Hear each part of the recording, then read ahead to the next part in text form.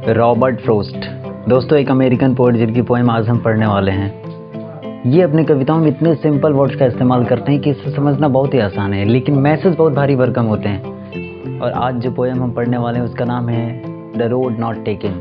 दोस्तों सबसे पहले इस टाइटल का मतलब हम समझ लेते हैं। द रोड नॉट टेकन का मतलब हुआ वो रास्ता जिस पर नहीं चला गया, वह रास्ता जिसे नहीं चुना गया।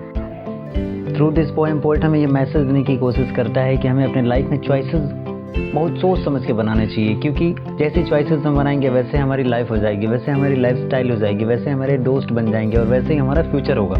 तो चॉइसेस बड़े सोच समझ के बनाने हैं। चलिए बिना देर किए शुरू करते हैं पोएम को। अब दोस्तों ये पोएम 4 स्टेंजाज में बटी हुई है और हर एक स्टेंजा में 5 लाइन्स हैं, तो कुल मिला के ये 20 लाइन्स की पोएम है, जिसका पहला स्टेंजा है ये।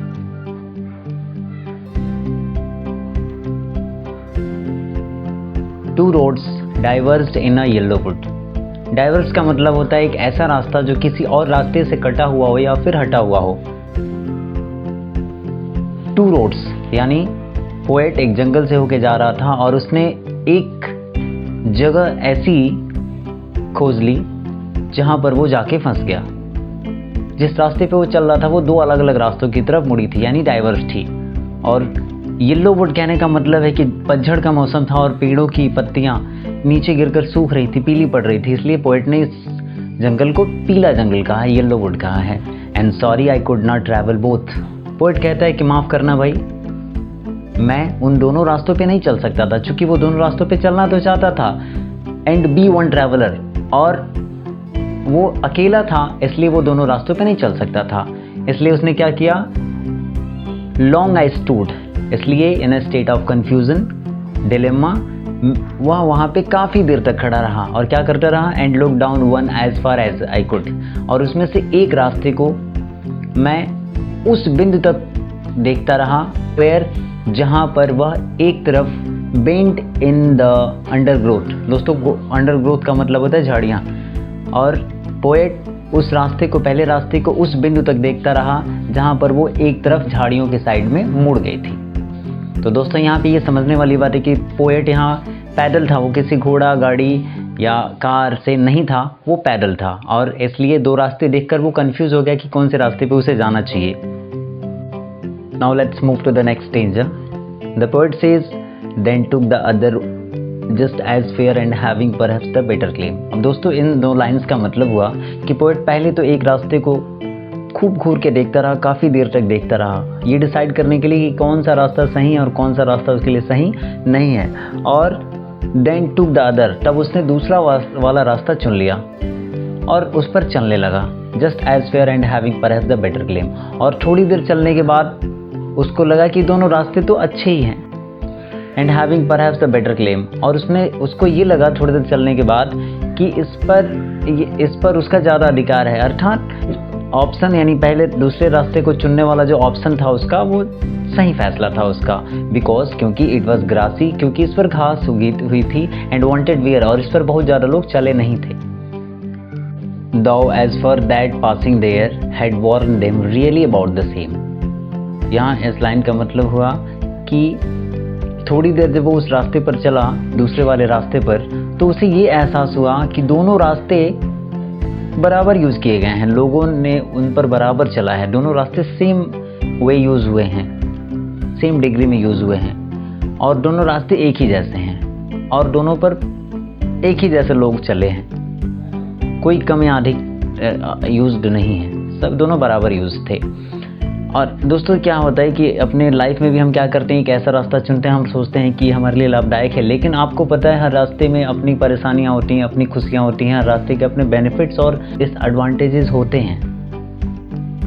अब थर्ड स्टेंजा की ओर बढ़ते हैं। And both that morning equally lay in leaves no step had trodden black. दोस्तों पोएट कुछ देर तक उस दूसरे पर चलने के बाद ये महसूस करता है कि यार उस दिन सवेरे दोनों रास्ते बराबर ही चले गए थे, बराबर यूज़ हुए थे। इन लोग और वो भी ज़्यादा लोग नहीं चले थे उन दोनों ही रास्तों पे, इक्वली बराबर वो रास्ते चले गए थे। किसी पर कम यात्री या फिर ज़्यादा यात्री नहीं चले थे, दोनों पर बराबर ही यात्री चले थे। कैसे पता चला कि दोनों इक्वली ले था, दोनों बराबर रास्ता था, एक ही जैसा रास्ता था? क्योंकि in leaves no step had trodden black, क्योंकि उस रास्ते पर जो हरी घास थी चलकर उन पर उन्हें कुचला नहीं था, अभी भी वो हरी दिख रही थी। जिससे ये पता चलता था कि इन पत्तियों को कोई कुचल के आगे नहीं गया है, यानी इस रास्ते पर कोई चला नहीं है इन पत्तियों को कुचल कर। Oh I kept the first for another day.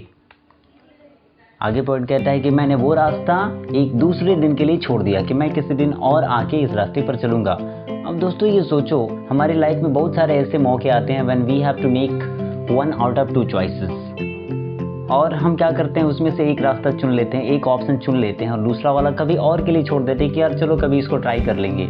लेकिन ये बहुत बेवकूफ़ी वाली बात हो जाती है कि क्या दोबारा हम उस चीज़ को आके ट्राई कर पाएंगे, क्या हमारी स्थिति वही रह पाएगी।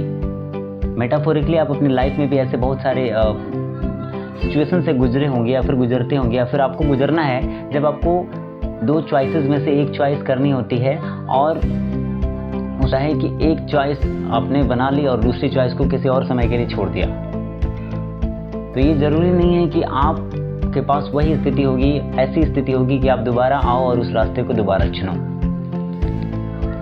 आई डाउटेड इफ आई, और यहाँ पे दोस्तों पोएट ये कहता भी तो है कि आई doubted if I should ever come back, कि मुझे संदेह था कि क्या मैं कभी दोबारा वापस आके इस रास्ते को चुन पाऊंगा, इस रास्ते को यूज कर पाऊंगा। The poet says I shall be telling this with a sigh means deep breath।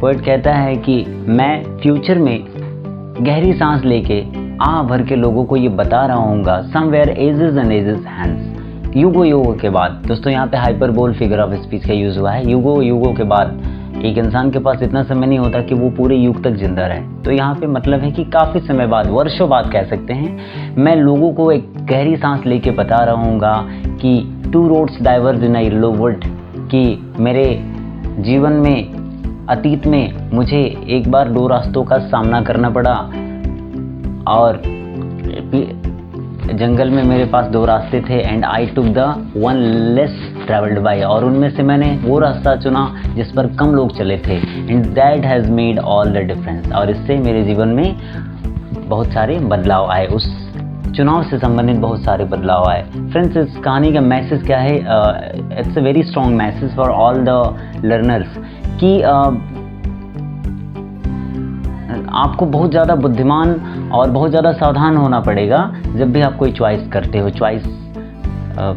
हो out of the options that you have in your span of life. जब आपके जीवन में कोई चुनाव करने का समय आता है तो बहुत बुद्धिमानी से, बहुत ही स्ट्रांगली आपको वो चुनाव करना होता है, वो सोच समझ के वो चुनाव करना होता है, क्योंकि उसी चुनाव के आधार पर क्या होगा, आपके जीवन में जो परिणाम आएंगे उसी चुनाव के आधार पर आएंगे। चाहे वो चुनाव दोस्तों का हो, चाहे चुनाव कैरियर का हो, चाहे चुनाव वो किसी पर्टिकुलर स्ट्रीम का हो स्टडी में, तो हमें अपने फैसले बहुत सोच समझ के लेने होते हैं, क्योंकि जैसे चुनाव हम बनाएंगे, जैसे चुनाव हम करेंगे, the kind of choices we will make, उसी हिसाब से हमारे जीवन में बदलाव आएंगे और हमारी लाइफ उसी हिसाब से क्या होगी, प्रभावित होगी। सो यहाँ पे दोस्तों हमारी पोएम ख़त्म होती है। आई होप कि आपको ये पोएम समझ में आई होगी। अगर पोएम समझ में आई तो please like, comment, subscribe and share.